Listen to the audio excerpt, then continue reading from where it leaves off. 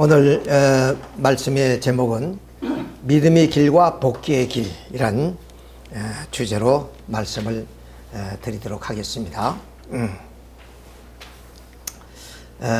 우리가 항상 알고 있는 내용이 뭐냐? 바로 하나님께서는 우리를 당신의 형상대로 지으셨다 하는 사실입니다. 이건 놀라운 이야기입니다. 어떤 경전에도 이러한 이야기는 없습니다. 그러니까 하나님의 형상대로 창조했다는 것은 하나님의 아들, 딸이다 한 말입니다. 우리가 우리 아버지의 아들, 딸이라면 아버지의 모습을 닮아나지요. 마찬가지로 우리는 하나님을 닮아난 존재이다. 그러니까 바로 동학에서 인내천이란 말처럼 곧 인간이 하늘이라는 뜻 아닙니까? 그 말은 바로 이런 의미를 두고 하는 말입니다. 그런데 우리 세상의 부모님들도 자녀가 성장하고 또 출가하게 되면은 부모가 가진 것 몽땅 다 축복해 주지 않습니까? 그것처럼 하나님도 우리 인간에게 당신의 모양대로 지어 놓으시고 축복해 주셨어요. 그것이 뭐냐? 바로 생육하고 번식하여 만물을 주관하라 하는 축복이에요. 근데 하나님의 이상의 축복이 없습니다. 몽땅 다 주신 거예요. 그러면 하나님이 만물 만상을 창조했잖아요. 그 만물 만상을 다 너희 것이다 이렇게 주신 거예요. 우리가 선한 부모님은 그러잖아요. 일생을 통해서 모아놨던 많은 재산들을 아낌없이 자식에게 주는 것이 부모의 심정 아닙니까? 하나님 그러시다 그 말이에요. 그래서 그러기 위해서는 어떤 우리 인간의 모습이 되느냐? 완성한 인간. 그냥 우리가 뭐 좀 이렇게 미완성한 인간으로서의 그런 그 모순성을 가지고 이렇게 사는 인간이 아니라 완전히 선한 하나님이 선이 분이시기 때문에 선한 그런 인간으로 완성하면은 그 완성한 인간은 하나님의 축복대로 참 아버지와 참 어머니가 되는 거지요.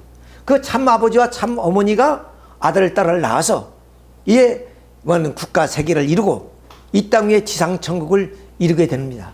그러면 이때의 인간들의 모습은 어떤 인간이냐? 하나님적 가치를 가지고 있다. 바로 아버지를 닮아나면 아버지적인 가치를 가지고 있습니다. 왜? 아버지는 그 자식을 대할 때 어떤 마음이라? 자기 이상의 존재로 생각합니다. 흔히 예를 들어서 자식이 잘못되거나 또는 병들었을 때 부모의 마음 어떻습니까? 내가 대신 아프고 싶고 내가 대신 고통을 받고 싶은 것이 부모의 마음이에요. 그것처럼 바로 우리 인간은 어떤 존재로 하나님께서 이렇게 창조하시고 세우셨느냐? 나 이상적인 존재로 하나님께서 세우셨다는 거예요. 어느 부모도 내 자식이 나보다 못한 자식이 되어라 이런 부모는 없습니다. 나보다 더 훌륭하기를 바라는 거예요. 이런 본심의 마음이 어디서 왔겠어요? 하나님으로부터 오셨다 그 말이에요. 그러니까 하나님도 왜? 나 이상의 그런 존재가 되어라. 그런데 하나님 이상의 존재가 없단 말이야. 그래서 하나님적 가치를 가진 존재가 되는 거예요. 아까 뭐 왕관에 대한 말씀도 드렸습니다만 그렇게 우리 스스로의 그러한 어떤 자존감 이런 것을 우리가 갖춘다면 우리는 충분히 하나님적 가치를 가진 삶을 영위할 수가 있습니다. 두 번째, 이러한 하나님적 가치를 가진 존재가 뭐냐면 똑같으면 그러면 물론 1000명, 10,000명 오늘 70억 인류가 있는데 이런 많은 인류가 뭐 필요하겠어요? 부모님에게 자녀가 많더라도 그 자녀가 부모를 대하는 마음과 부모가 자녀를 대하는 마음은 다릅니다. 다. 그렇죠. 70억 인류는 다 어디냐? 개성진리체로 창조됐단 말이에요. 그러니까 모두가 유일무이한 존재다. 그래서 석가모니도 천상천하 유아독존이다 하신 말씀이 바로 이런 의미를 가지고 있어요. 그러니까 이 세상에 나 하나밖에 없어요. 즉 하나님께 효도하고 기쁨을 돌려드릴 수 있는 존재는 나 하나밖에 없어요. 그리고 하나님은 나를 하나만을 통해서 기쁨을 느껴요. 나를 통해서 느끼는 기쁨이 달라요. 말씀드린 것처럼 자녀가 많더라도 그 자녀가 똑같은 기쁨을 느끼는 거 아니라 자녀에 따라서 부모의 그런 기쁨은 각각 달라질 수 있는 것처럼 하나님도 그러시단 말이에요. 그런 존재로 내가 태어났어요. 그러니까 내가 뭐 장애를 가지고 태어났다든가 내가 좀 뭐 배우지 못했다든가 내가 가진 것이 부족하다 이런 것이 관계없습니다. 부모 앞에는 오히려 부모는 못난 자식이 더 안쓰럽고 또 부자들에게 용돈을 다 가지고 누구에게 줍니까? 가난한 자식에게 주는 거예요. 그걸 형님은 못마땅하게 생각하죠. 왜 어머니 아버지는 내가 준 용돈을 맛있는 음식도 사 먹고 좋은 옷도 사 입고 그러지 왜 저 말도 잘 안 되는 막내한테 그걸 주시냐고 그런 형님들 계시잖아요. 이렇게 부모의 마음은 몽땅 주고 싶은 거예요. 그리고 어떤 존재야? 우리는 천주적인 가치를 가진 존재다. 그래서 소우주라고 해요. 그러니까 이 인간을 창조하실 때 뭐냐면 인간을 본으로 해서 만물만상을 창조했어요. 그러니까 이 우주나 천체가 인간을 본으로 해서 창조됐기 때문에 나 하나를 닮아놨단 말이에요. 모든 것이 다. 그래서 우리 인체가 70%가 물인 것처럼 지구도 70%가 물이 아니에요. 흙과 물과 공기로 이 우주가 되어 있는 것처럼 우리 인체도 흙과 물과 공기로 되어 있지요. 사지백체, 오장육부, 이 모든 것들이 다 인간을 본으로 해서 우주를 창조했기 때문에 우리 인간은 어떤 존재냐? 천주적 가치를 가진 존재다. 이렇게 얘기할 수 있어요. 자, 근데 이런 인간에게 하나님은 부탁이 하나 말이 있었어요. 동산 가운데 있는 모든 나무의 열매는 너희도 임의로 따먹어도 돼. 선악을 알게 하는 나무의 열매는 따먹지 말아라. 따먹나는 정령 죽으리라 그랬습니다. 그러니까 아담과 하와는 에덴 동산에서 자유롭게 자유분방하게 생활하고 있었어요. 근데 하나님 말씀처럼 에덴 동산 맨 가운데에는 보암직도 하고 먹음직도 한 탐스러운 열매 선악과만은 따먹지 말아라. 따먹는 정령 죽는다 했어요. 그런데 그걸 안 따먹으려는데 누가? 뱀이 유혹해서 선악과를 따먹고 말았습니다. 여기 이것을 가리켜서 우리는 타락이라 그래요. 그러니까 선악과를 따먹고 타락해서 여기서 인류의 불행이 시작됩니다. 자, 그러면 그 타락에 대한 내용을 좀 우리가 구체적으로 이해를 해야만 오늘 강의 말씀을 좀 많이 이해를 할 수가 있습니다. 자, 흔히 오늘 기독교에서는 선악과를 나무 열매라 그러죠. 자, 나무 열매라면 어떠냐? 우리가 물질을 먹고 우리 영혼이 타락할 수 있습니까? 그럴 수는 없습니다. 이건 유물론적 생각이에요. 왜냐하면 물질이 우리 정신을 지배할 수는 없는 거예요. 이런 관점에서 봤을 때 이 선악과란 것은 문자 그대로의 나무 열매가 아니다고 우리가 반문할 수 있습니다. 그 이유가 뭐냐? 우선 첫째, 하나님은 사랑의 하나님이라는 거예요. 사랑의 하나님께서 먹고 죽을 수 있는, 아까 말씀드렸지, 보암직도 하고 멈직도 한 탐스러운 열매라. 유혹하는 열매를 딱 지어놓고 이거 먹지 말아라. 어린 아담과 하와에게 그럴 하나님이 아니라는 거예요. 그런 위험한 것이 있으면 어느 부모든지 선반 위에 높이 손이 안 닿는 곳에 감추어둡니다. 그런 것처럼 꼭 그것이 있어야 될 것이라면 하나님은 못 따먹게 어디다 감춰놨을 것이요. 자, 두 번째는 마태복음 15장 11절에 예수님 말씀인데 입으로 들어가는 게 죄가 아니라 입으로 나오는 것이 죄라 그랬습니다. 그러니까 선악과 나무 열매라면 손으로 따서 입으로 먹었을 텐데 그건 죄가 안 된다는 거예요. 아까 말씀드렸죠. 물질이 우리의 어떤 영혼을 타락시킬 수 없는 것처럼 그걸 먹고 어떻게 타락할 수 있어요? 응? 자, 그러니까 결국 이 물질이 그런 선악과가 물질이 아니다 하는 뜻입니다. 그리고 이 아담과 해마가 먹어서 타락함으로 인해서 이것이 원죄가 됐어요. 이 원죄가 유전되는데 유전이란 것은 인자인 혈통을 통해서만 가능하지 어떤 물질이 유전의 죄인은 원인은 될 수가 없다. 이런 유전학적인 입장에서 보더라도 그렇습니다. 근데 말씀드린 것처럼 따먹으면 죽는다 그랬단 말이에요. 근데 죽을 줄 알면서 따먹을 수 있는 것이 뭐 있겠습니까? 그건 물질이나 열매는 그럴 수 없습니다. 아니, 저 산에 가서 산나무를 캐는 사람이 이것이 독버섯이라고 생각한다면 그거 따먹겠습니까? 절대로 안 따먹지요. 분명히 하나님은 선악과를 따먹으면 죽는다 그랬어요. 그러니까 그걸 따먹었다는 자체는 뭐냐?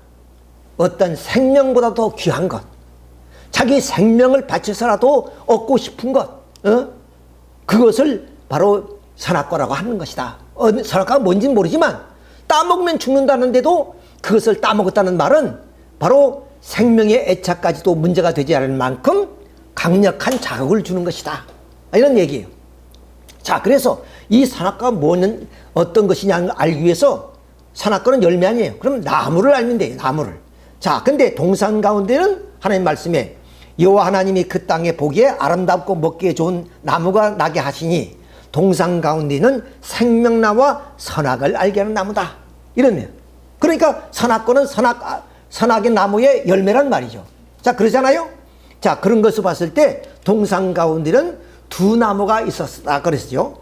이 두 나무, 생명나무와 선악을 알게 나무. 그러면 선악과는 어느 나무의 열매겠어요? 이 선악나무의 열매일 것이다 그 말이에요. 그런데 묘하게 동산 가운데는 두 사람이 있었다 그랬어요. 그 한 사람이 아담이요, 그 한 사람이 바로 해와입니다.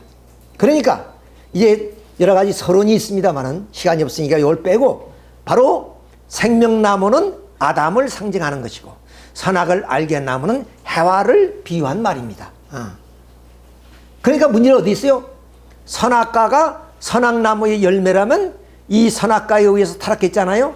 그러니까 이 해와에 문제가 있다, 이런 얘기가 될 수 있는 거예요. 자, 물론 이제 나중에 자세히 설명하겠습니다만. 자, 그러면 이 선악나무가 해와를 비유한 나무라면 선악 열매, 즉 선악과는 뭐냐 이거예요.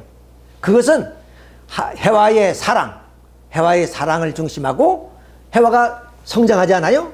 그래서 사춘기를 지나면서 그럼 하나님 말씀대로 너 따먹지 말아라. 그럼 어떻게 돼요? 안 따먹은 선한 나무가 되는 거예요. 뭐냐면 순결하고 정숙하고 그런 아름다운 여성으로서 이렇게 성장하잖아요. 우리는 선한 나무다. 왜 사람을 나무로 많이 비유해요? 너는 우리 집의 기둥이다. 뭐 나라의 기둥이다 그러잖아요. 성서에도 뭐 포도나무요, 그리고 돌감난 나무요, 이렇게 사람을 나무로 비유한 경우가 많아요. 자, 그러니까 그 해와는 뭐냐면 정숙하게, 그리고 순결하게 성장하면 어떤 사람이 되느냐? 선한 나무가 된단 말이야. 즉 선한 나무란 말은 희망 있는 그런 꿈을 가진 그런 여성, 이렇게 우리가 해석해 볼 수 있어요. 그러면 선한 나무에서 선한 열매가 열리게 돼 있는 거죠. 당연한 거죠.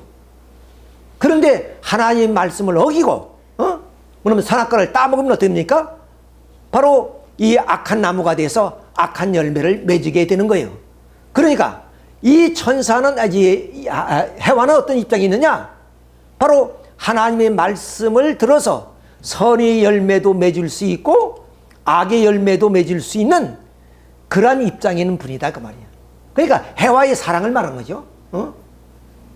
그러면 사람이 열매를 맺는다는 것은 어디야? 사랑을 통해서, 그러면 사랑을 한다는 말 아니에요? 그리고 아들, 딸을 낳는다는 말 아니에요? 자, 그런 입장에서 봤을 때 해와의 그런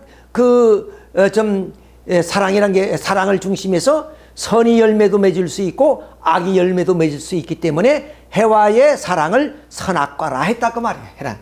실제 무슨 나무 자두니 복숭아니 그런 것이 아니라 이런 사랑이, 그러니까 이 사랑의 열매이기 때문에 목숨을 걸고 우리의 청춘 남녀들이 물론 주위에서 반대하더라도 그야말로 그 사랑을 이루지 못하면 죽을 것 같이 그렇게 행동하잖아요.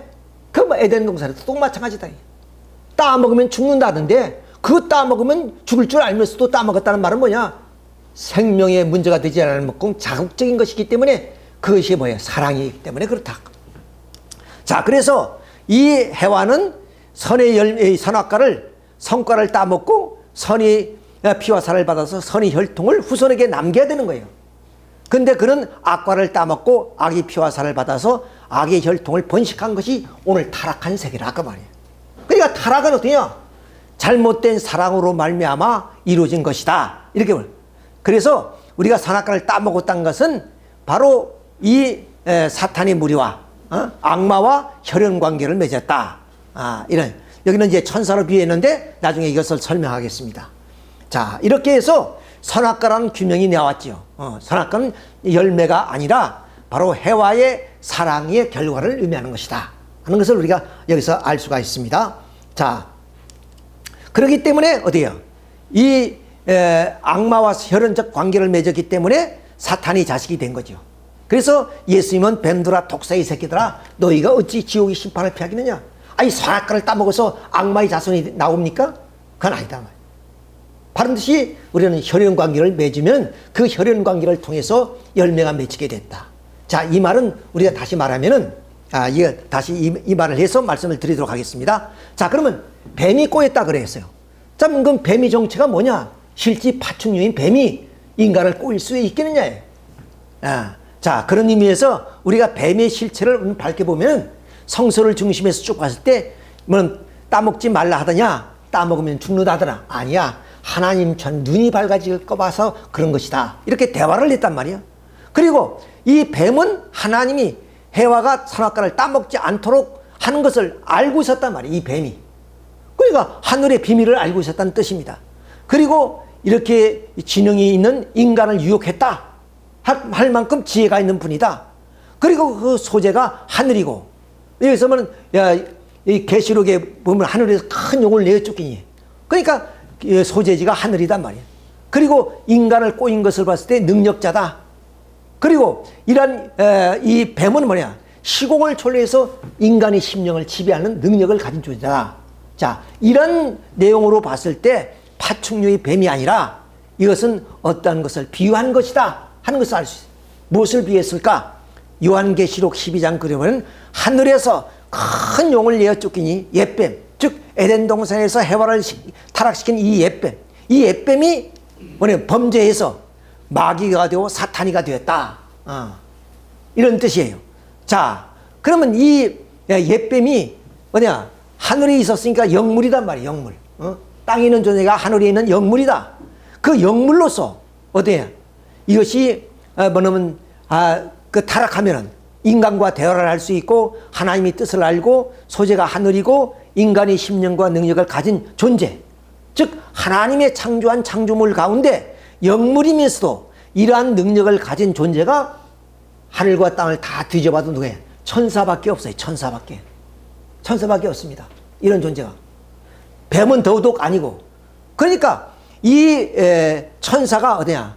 범죄했다고요. 범죄한 천사를 용서치 아니고 후감에 가두셨다. 이렇습니다. 그러니까 어떤 그런 범죄를 저지르느냐? 바로 모든 것을 생략하겠습니다만은 이 해와를 꼬였단 말이 뱀이 아니라 천사가 해와를 꼬였다는 거예요. 그런 범죄를 저질렀다는 거예요. 그러니까 이 뱀이란 것은 바로 이 천사를 비유한 말이다 하는 얘기가 됩니다.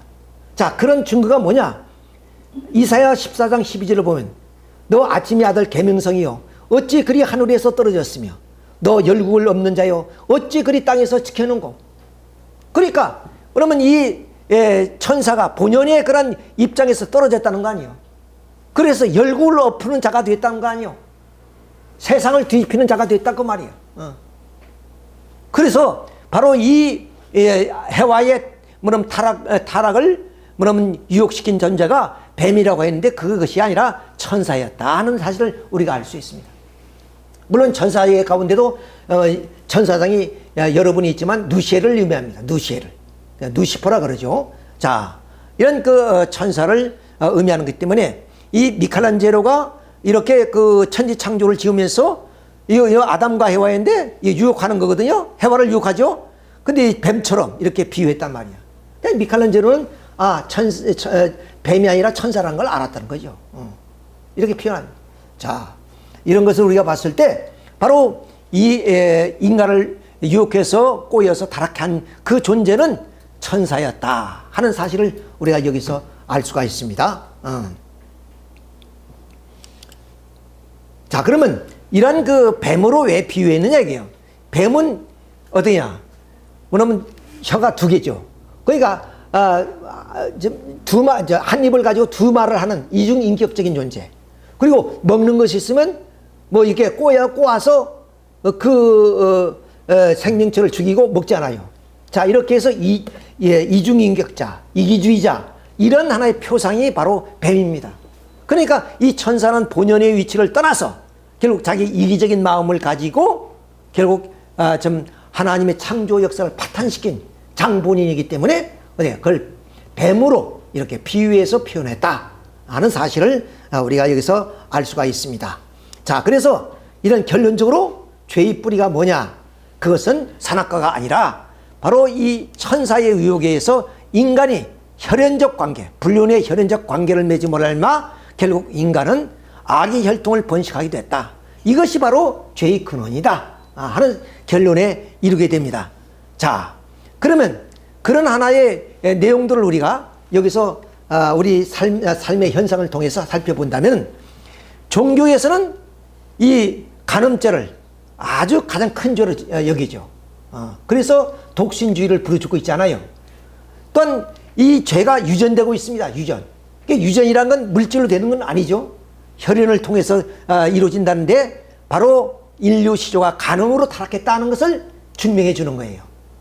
그 다음은 말씀드린 것처럼 종교인들은 금욕생활을 강조합니다. 그러니까 신부, 수녀님들, 스님들이 다 평생 독신생활을 하는 이유가 여기에 있어요. 그리고 이스라엘 민족이 아들을 낳으면 여드레째, 뭐냐면 할례를 해요. 그래서 피를 흘려내립니다. 이것은 뭐냐? 에덴 동산에서 천사의 사망의 피를 받아들였기 때문에 선민된 이스라엘 민족은 그 사망의 피를 뽑는다는 의미로서 이렇게 할례를 하는 거예요. 자, 이런 것으로 봤을 때 결국 우리 인간이 만일 타락한다면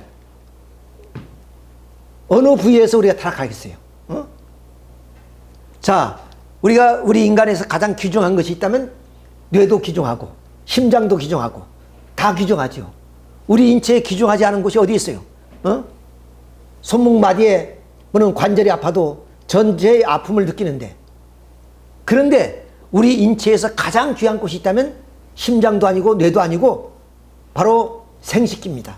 우리가 거식이라 그러죠. 왜 그러냐? 거기는 바로 이렇게 사랑과 생명과 혈통이 전수되는 곳이에요.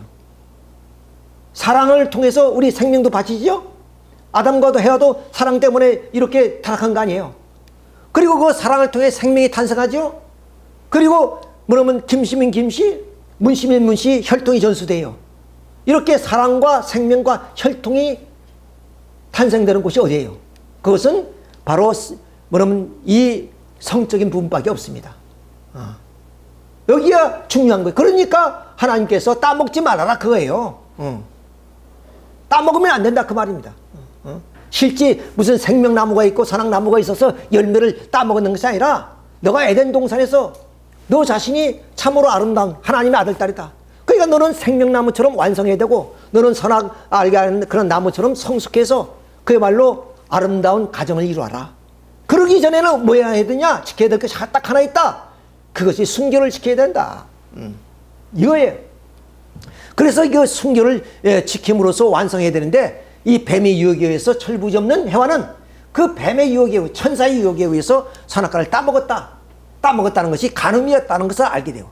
그러니까 오늘날 종교나 우리 사회에 일어난 이 모든 현상, 이것이 말세적 현상이에요.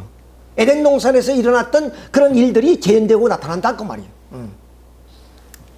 자, 이런 것을 보더라도 인류 시조가 에덴 동산에 벌어진 하나의 좀 타락의 행위는 선악과를 따먹은 것이 아니라 간음으로 천사의 유혹에서, 천사에 의해서 혈연 관계를 통해서 타락해 버렸다 하는 사실을 우리가 여기서 이제 증거를 해보았습니다. 자, 그러면 이제 선악과는 어떻습니까?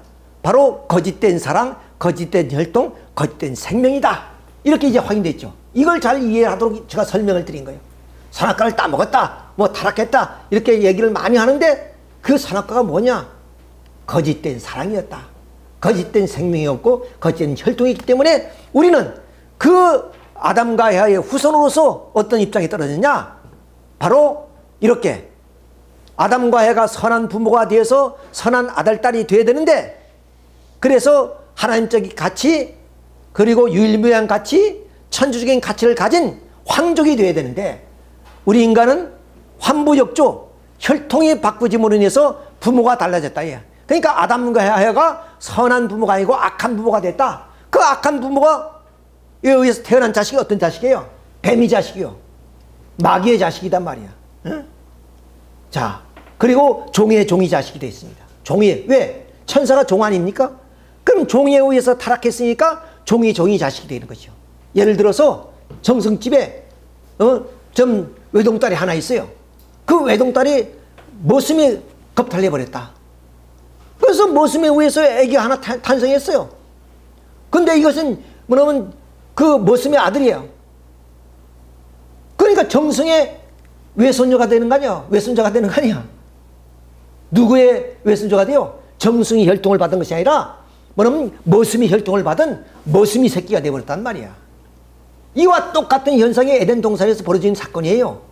그러니까 하나님의 아들, 딸이 되어야 될 그 인간이 이렇게 태어나야 되는데, 그 천사가 타락해서 마귀 사탄이가 됐고, 그 사탄 마귀의 자식이 되어버렸다 그 말이에요. 그러니까 예수님도 너 뱀들아 독새이 새끼래요. 사탄의 자식이라 그랬습니다. 그래서 우리는 어떤 입장이 되냐? 종의 자리에 떨어졌기 때문에 우리는 어떠냐? 천사를 우르르 봐야 되는 거예요. 아, 종이 나의 종인데 그로 인해서 타락했기 때문에 나는 천사를 우르르 봐야 된다니. 그러니까 천사하면 아름다운 존재, 이상적인 존재, 이렇게 우리는 생각하고 있다. 원래 천사는 바로 인간의 종이었어요. 하나님이 종으로 창조했단 말이에요. 우리 인간은 하나님의 아들이고, 근데 꺾골잡이가 돼서 말씀 정승집에서 머슴이, 종이 외동딸을 겁탈해서 자식을 낳은 것과 똑같은 상황이란 말이에요. 그걸 어떻게 바꾸겠어요? 그 혈통을 어떻게 바꾸냐? 아무리 정승이 권력이 있다 할지라도 종이 난 자식을 이건 내 손녀다, 내 손자다 이렇게 할 수 있어요? 혈통이 다른데. 그런 입장이 됐어요. 자, 그렇기 때문에 모든 종교는 이것을 알라. 이것을 우리 인간이 죄인이다, 우리 인간은 종이 자식이다, 이걸 알기 때문에 여기서부터 종교가 발생하는 거예요. 불교, 유교, 모든 기독 종교가 여기서 출발. 그래, 어떻게 해서 여기서 불교 같은 입장에서는 해탈, 기독교에서는 구원이라는 문제가 나온 거예요. 구원. 구원을 받아야 된다는 게 구원. 왜 구원받지 않으면 우리는 종이 신세에 면할 수 없어요. 지상의 산도 그렇지만은 영계에 가서도 종이 신세를 면할 수 없는 거예요. 하나님의 아들, 딸로 지음받은 우리 인간이 이제는 종이 신세에서 벗어날 수 없는 그런 인간이 처절한 모습으로 되어 있단 말이에요. 아, 생각해 보세요. 내 사랑하는 자식이 어떠다가 하여튼 폭력 조직이라든가 조폭 이렇게 하죠. 그런 사람한테 끌려가서 그들이 수하가 됐다면 어떻게 해요? 기가 막히죠. 그와 같은 입장이 됐단 말이에요. 그러니까 이러한 사탄 마귀에서 해방하는 길, 그것은 구원이라는 하나의 은총을 통해서 우리가 구원받을 수밖에 없어요. 해방될 수밖에 없어요. 자, 근데 이 구원이란 것이 뭐냐? 아까 우리 제목이 구원의 길, 복귀의 길이라고 그랬습니다. 그러니까 구원은 여기서 해방되는 길이란 말이요. 자, 그런데 지금까지 종교를 통해서 구원의 길이 어떻게 걸어왔냐 하는 것을 우리가 한번 살펴봅시다. 자, 이건 구도의 길을 걸어갑니다. 자, 이 스님들은 오늘의 우리의 삶 현실을 이것을 해탈하기 위해서, 그러면 수도의 길을 걸어가는 거예요. 우리가 쉽게 말하면 출가라 그러죠. 자, 출가를 돼서 이렇게 외로운 삶을 살아가는 이유가 뭐냐? 오늘 이 세속적인 타락한 삶, 이것을 극복해서 구원의 길로 가기 위해서, 이 죄에서 해탈하기 위해서 이렇게 외롭고 정처 없는 그런 삶을 살아갑니다. 이것이 구원의 길이요. 얼마나 기가 막힌 역사예요. 역사 속에 이렇게 종교인들은 이런 길을 걸어왔단 말이에요. 구원을 받기 위해서. 자, 이것은 이 수도승들의 삶입니다. 이게 이 수도원이 이런 데 있어요. 그럼 세속이 접근할 수 없는 그런 곳에 한번 들어가면 나올 수 없어요. 여기서 죽는 거예요, 일생을. 그걸 왜 그랬어요? 종의 몸에서 사탄 마귀의 자식이 된 것을 한탄하면서 굴레에서 벗어나기 위해서 이렇게 온갖 그런 이 고통의 그런 수도의 길을 걸어가는 거예요. 수도성들의 삶이 이래요. 여기에 이 수도원이 있어요, 이렇게. 그 외부와 단절된 속에서 생활한단 말이야. 자, 이렇게 세속적인 모든 영화와 부귀를 다 버리고 들어가는 이유가 뭐겠어요? 구원의 길입니다, 이것이. 구원의 길이에요. 그런데 이렇게 구원의 길을 걸어가서 이 구원에서 해방됐다는 사람이 있어요? 이 땅 위에 스님이 되어서 내가 죄에서 완전히 해방됐다는 사람은 없고, 그리고 우리가 신부가 되어서 완전히 다 죄에서 해방됐다는 사람은 없습니다. 그런 외로운 산, 고독한 산, 그런 구도의 길을 걸어간 사람들도 우리와 별바 다를 바 없어요. 물론 그 영감이 높고 또 영성이 높기는 하지만은, 예? 그들도 세속으로 들어와서 십자가 가서 살면 우리가 똑같은 모습으로 또 살아가요. 그러니까 이렇게 격리된 생활 속에 사니까 좀 성스럽고 거룩하게 보일 뿐이지. 예? 그분들도 우리처럼 세속으로 내려와서 십자가에서 살다 보면 이웃과 악의 다툼 할 수밖에 없고 생존 경쟁에서 싸울 수밖에 없잖아요. 자, 이것이 오늘까지 종교의 구도의 길입니다. 구원의 길이에요. 자, 우리 기독교는 어떻습니까? 예수님이 하시는 말씀이 이렇습니다. 마태복음 10장의 말씀이 아버지나 어머니를 나보다 더 사랑하는 자는 내게 합당치 아니하고 아들이나 딸을 나보다 더 사랑하는 자는 내게 합당치 아니하며 또 자기 십자가를 지고 나를 따르지 않은 자도 내게 합당치 아니하니 자기의 목숨을 얻는 자는 잃을 것이요 나를 위해서 자기의 목숨을 잃는 자는 어디라. 목숨까지 바치라 그럽니다. 너 목숨까지 바친다는 각오를 해야 구원받을 수 있지. 에? 네가 뭐 세상의 부귀영화처럼 그걸 얻기 위해서 나를 따른다면 너는 죽을 수밖에 없다 하는 그 말씀이에요. 자, 이것이 구도의 길입니다. 얼마나 어려운 길이에요. 또 뿐만 아니겠습니까? 십자가를 지고 가랍니다. 십자가. 예수님이 십자가에 못 박혀 돌아가신에서 인류를 구원하셨다는데, 자, 또 무리에게 이루시되 아무든지 나를 따라오려거든 자기를 부인하지고 날마다 제 십자가를 지고 나를 따를 것이다. 누구든지 제 목숨을 구원하고자 하면 잃을 것이요 누구든지 나를 위하여 제 목숨을 잃으면 구원을 얻으리라. 목숨까지 바치면서 제 십자가를 제가 지고 가라. 누가 대신 지어줄 수 없다. 이것이 구원의 길입니다. 구도의 길이에요. 자, 이 구도의 길을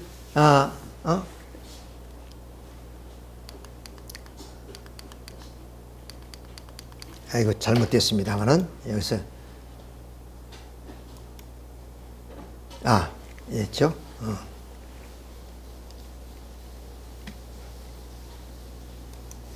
자, 구원은 이렇게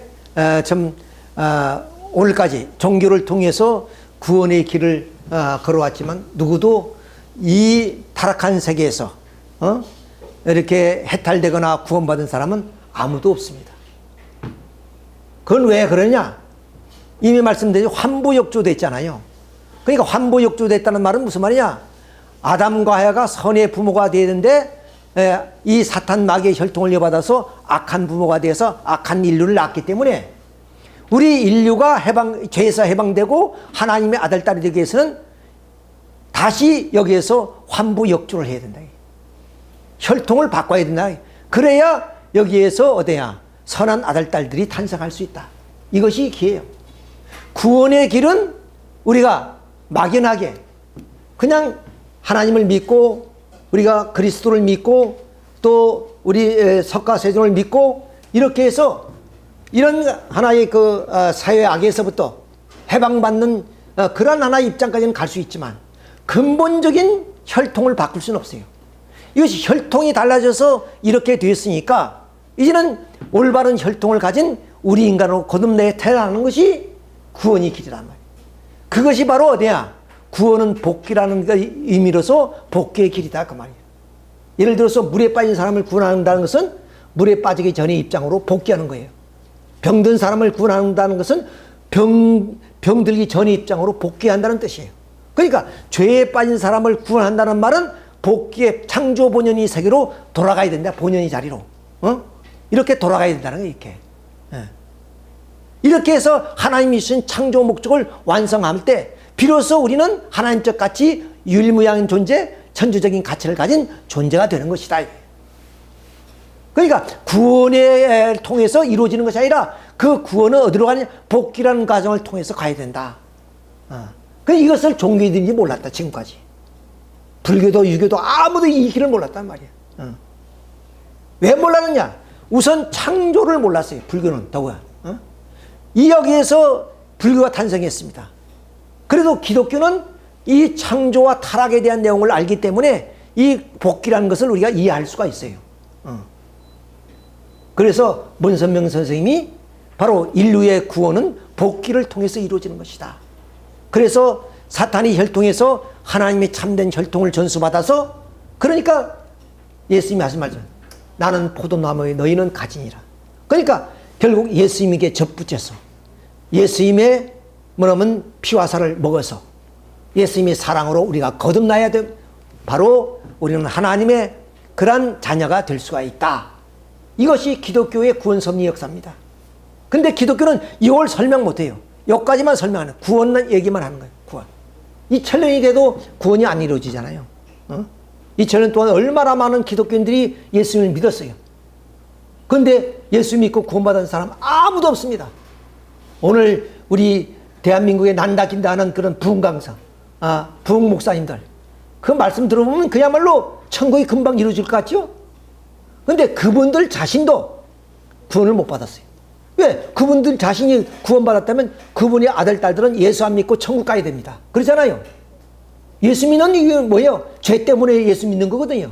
그래서 죄를 벗기 위해서 우리가 믿는 거란 말이에요. 그런데 훌륭한 목사님 아들, 딸들이 예수 안 믿고 천국 갈 수 있습니까? 그런 걸 보면 예수 믿고 천국 간 사람 아무도 없습니다. 죄에서 해방된 사람 없다만. 그건 왜 그러냐? 구원의 길만 걸어갔기 때문에 그렇습니다. 그러니까 매일매일 새벽 기도해야 되고, 매일매일 주일 예배 봐야 되고, 매일매일 헌금하면서, 뭐냐면 철학기도 하고, 속회해야 되고, 매일같이 기도 생활해야 돼요. 그 왜? 복귀는 제자리에 돌아오는 거 아니에요. 이걸 못했기 때문에 구원의 길은 계속 주장해야 돼요. 계속 구원을 우리가 부르짖으면 안 돼요. 그러니까 찬송 불러야 되고, 기도해야 되고, 헌금해야 되고, 교회 주일 예배 봐야 되고, 밤 예배 봐야 되고, 끊임없이 해야 되는 거예요. 또 절에서 뭐야? 매일 아침, 아침 저녁으로 불공을 드려야 돼요. 이것이 구원의 길입니다. 이것이 종교의 길이었단 말이야. 자, 그러니까 결국에 우리는 이러한 하나의 복귀의 길 오기 위해서 선생님이 뭐냐? 뭔 선생님은 이제 종교의 시대는 끝났다. 탈종교를 선포했습니다. 왜? 종교는 구원을 부르짖는 게, 구원 가지고는 인류를 해방시킬 수 없다. 죄에서. 뭐야? 종교를 떠나서 이제는 복귀의 길, 완전히 제자리에 돌아와서 이제는 우리는 이 3대 축복이 이루어진 그런 가정을 이루어야 된다. 그래서 가정을 중심한. 그래서 이제 물론 통일교도 우리가 없어졌습니다. 물론 문공부에 등록했으니까 세계 기독교 통일신앙협회라는 이름으로 되어 있지만은 우리가 실제적으로 하는 것은 뭐는 세계 평화 통일 가정, 세계 평화 통일 성전 이렇게 돼요. 성전이라는 말이 뭐예요? 교회란 말이 아니라 성전이란 건 거룩한 집. 거기에서 우리의 형제들이 거기서 함께 어디에서 하나님 말씀을 배우고 하나님의 뜻을 익히고 서로 성찬을 나누고 그러면서 모이는 그런 성스러운 집. 이렇게 이름을 바꿨어요.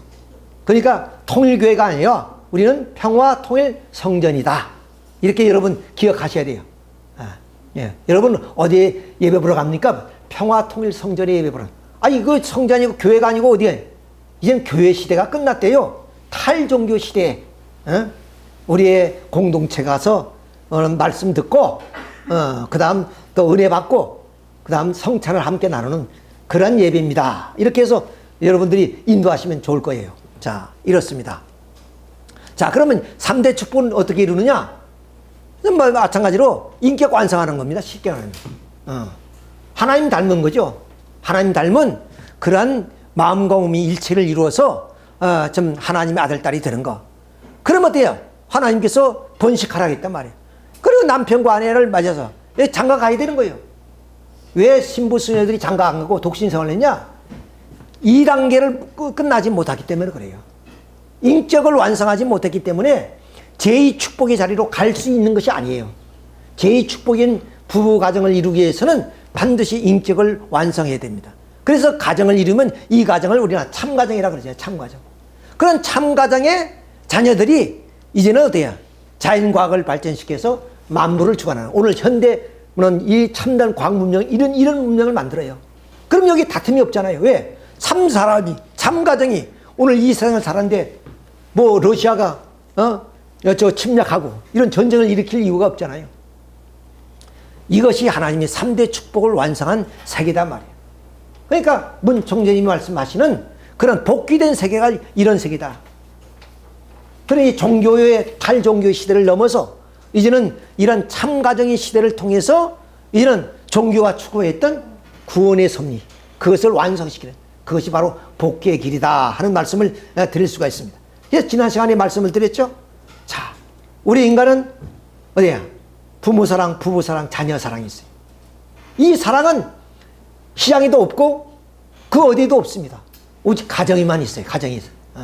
자, 이것은 마침 빨강, 파랑, 노랑의 삼원색과 같습니다. 삼원색이 모든 색상을 만들어내요. 그 휘황찬란한 그런 오색 찬란한 모든 그 빛깔이 다 어디서 나와요? 빨강, 파랑, 노랑 삼원색에서 출발돼요. 마찬가지로 모든 사랑의 스펙트럼은 어디서 나오냐? 가정에서 이루어지는 거예요. 가정에서 부모 사랑, 부부 사랑, 자녀 사랑이 채울되지 못하면 세상에서 친구도 사귈 수 없어요. 내가 무슨 사장 자리 가질 수 없어요. 왜? 사랑이 없는 사람이, 사랑을 채우려보지 못한 사람이. 그러니까 고아가 부모 사랑 못 느껴보고, 고아 말에 사람이 부부의 인연을 맺어보지 못하면 그 사랑을 어떻게 설명할 수 있어요? 이성의 사랑이라는 것은 최후를 통해서 느껴지는 거예요. 부모의 사랑도 많고 자녀의 사랑도 그렇고 형제의 사랑도 그렇습니다. 부모가 자식이 없으면 자녀의 사랑이라는 걸 느낄 수 있어요? 못 느껴요. 형제가 없으면 형제의 사랑을 느껴집니까? 오늘 사회의 문제가 뭐냐?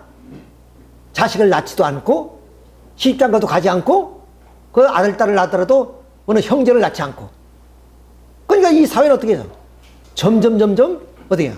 파멸의 상태로 가는 거예요. 가정은 사회의 기본 단위입니다. 왜? 바로 생산 능력이 있죠. 아들, 딸을 낳아서 사회인이 되는 겁니다. 그렇죠? 또 모든 교육의 근본이 가정이 있어요. 윤리, 도덕이 다 이 가정에서 그것이 확대되어 사회로 나오는 겁니다. 그러니까 윤리, 도덕의 어떤 출발점이요, 교육의 그런 출발점이요, 그리고 사회의 생산의 출발점이다. 이렇게 가정은 귀한 겁니다. 이런 가정을 오늘 우리 사회에서 무시해버리고, 그러므로 인해서 이 사회가 점점 어디야? 암울한 세계로 흘러가는 거예요. 자, 이렇기 때문에 결국에 이 땅에 뭐냐면 이상적 사회라는 건 뭐냐? 뭐 우리가 예수 믿고 그래서 나는 독신 생활을 통해서 수원에 들어가고 스님이 되고 이런 시대가 지났다. 탈종교 시대가 왔다고 말씀드렸죠. 자, 그러면 이렇게 하게 되면 어떻게 되느냐? 바로 우리 형제 자매, 부부, 그리고 선후배, 우리 사회는 이렇게 주고받는 그런 하나의 회로와 각도와 방향과 속도 등에 의해서 천태만상의 조화가 벌어진단 말이에요. 마침 점토 하나를 가지고 토기장이가 그릇도 만들어내고 찻잔도 만들어내고 화병도 만들어내고 이런 듯이 이 참사랑을 통해서 오늘 이 사회는 이렇게 계층간을 무너지고 또 사회에 높고 낮음이 없어지고 평등한 사회, 자유로운 세계, 이것이 이루어지는 거예요. 자, 이런 하나의 세계는 뭐냐? 이 참가정을 통해서만이 이런 사회가 이루어질 수 있다. 그러니까 구원이란 종교의 시대를 지나서 이런 복귀의 시대에 들어와서 이런 잊어버린 에덴 동산의 참가정을 찾아서 그 참가정을 통해서 이런 하나의 이상사회를 만들어 간다 그 말이에요. 자, 그러면 우리는 자, 태양이 무색무취합니다. 그러니까 색이 없어요. 냄새도 없어요. 그렇지만 이 프리즘을 통해서 이렇게 점 7가지 무지개 색이 나오잖아요. 그렇죠? 그것처럼 하나님이 어디 있느냐? 흔히 우리는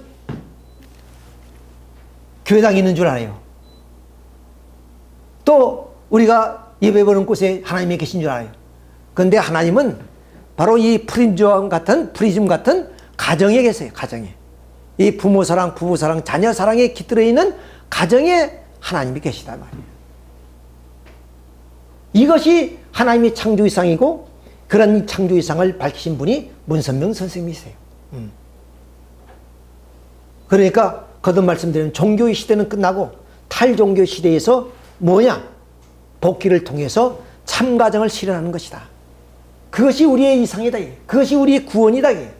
에덴 동산에 이걸 이루지 못해서 타락해서 오늘 죄악의 세계가 이루어졌으니까 이제는 우리는 복귀의 길을 통해서 이러한 참가정을 실현해서 이 땅 위에 사랑의 파노라마가 이루어지는 그런 하나의 이상적 세계를 이루자 하는 것이 하나님의 뜻이다. 그 말이에요.